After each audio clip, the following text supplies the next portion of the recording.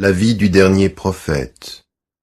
Nous t'avons seulement envoyé, ô Muhammad, comme une miséricorde pour les mondes. Ô Muhammad, comme une miséricorde pour les mondes. Ô Muhammad, comme une miséricorde pour les mondes. Muhammad sallallahu alayhi wa sallam, le dernier des prophètes, est né dans le désert aride d'Arabie, environ 600 ans après Jésus, alayhi salam, dans la ville de la Mecque, située dans une profonde vallée, entourée par un rideau de montagnes dentelées, brunes et noires. Muhammad sallallahu alayhi wa sallam était un orphelin. Son père était mort avant même sa naissance. Il a donc été élevé et sevré dans le désert, selon la coutume arabe de l'époque. À l'âge de 6 ans, sa mère, Amina, décéda à son tour.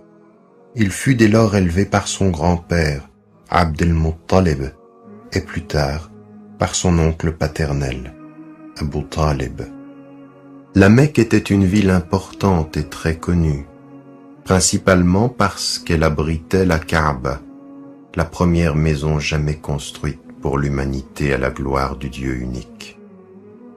Elle avait été construite environ 3000 ans plus tôt par le prophète Abraham, avec l'aide de son fils Ismaël, alayhi salam.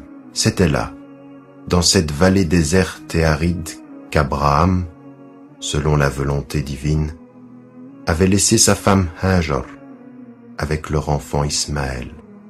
Petit à petit, avec le temps, la Mecque devint une ville de pèlerinage et un centre culturel et commercial important, dans laquelle passaient de grandes caravanes qui allaient au nord vers la Syrie et au sud vers le Yémen.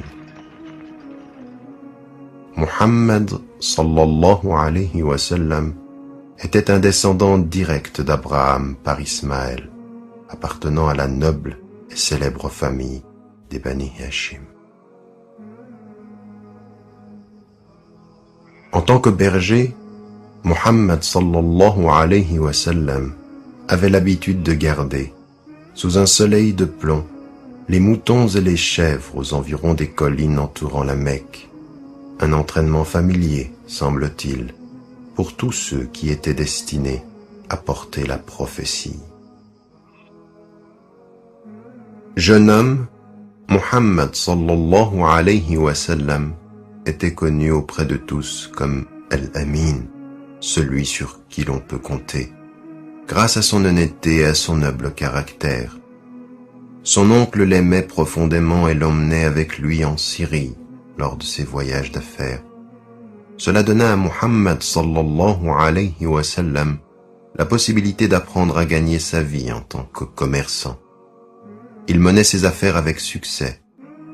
Bien qu'il fût relativement pauvre, son honnêteté et sa nature généreuse faisaient qu'il était aimé et qu'il avait la confiance de tous ceux qui le connaissaient. À cette époque vivait à la Mecque une des femmes les plus honorables. Elle s'appelait Khadija.